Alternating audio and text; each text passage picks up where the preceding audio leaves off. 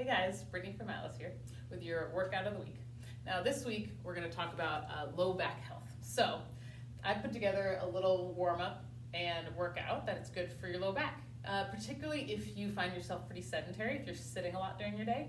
This is a great little routine that you can do anytime to help strengthen your core and strengthen your back muscles and open up your hips. All things that we know contribute to a happy, healthy back.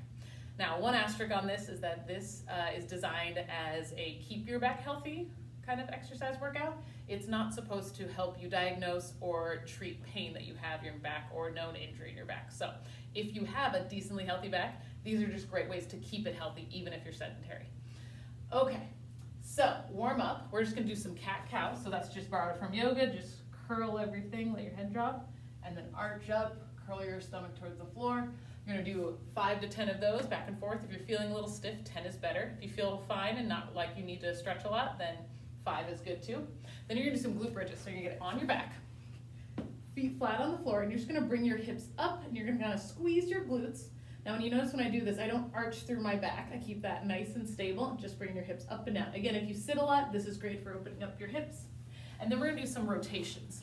So something we kind of lose when we sit a lot is that ability to rotate, especially through our upper back. So you're gonna go hands and knees, and you're gonna rotate up to the ceiling and then reach underneath. Rotate up, reach underneath. And you do about 5 on each side. Okay, so that's a great warm-up. Those are also just great movements you can do anytime. If you've been sitting for a lot and you just wanna get up and do something, those are kind of good go-tos, easy to do, you can do them anywhere. So for the actual workout, getting some core work in there. The first one's gonna be a bird dog. So this is great for strengthening up your back muscles, upper and lower back. So back in that hands and knees position, you're gonna reach one hand forward and you're gonna look at it, and then the opposite leg, you're gonna kick straight back. And you wanna kick your heel back. You don't wanna be super high. Getting high up like this is not really what we're going for. If you notice, that makes me bend my back. You actually wanna keep your heel just about even with your body. And we're gonna hold this for 20 seconds on one side, and then you're gonna switch opposite hand, opposite foot, and do the other. So 20-second holds of each. A knee side plank. So that's doing a side plank, but just staying on your knees instead of going up to your toes. So what you're gonna do is you're gonna set up with your elbow right under your shoulder.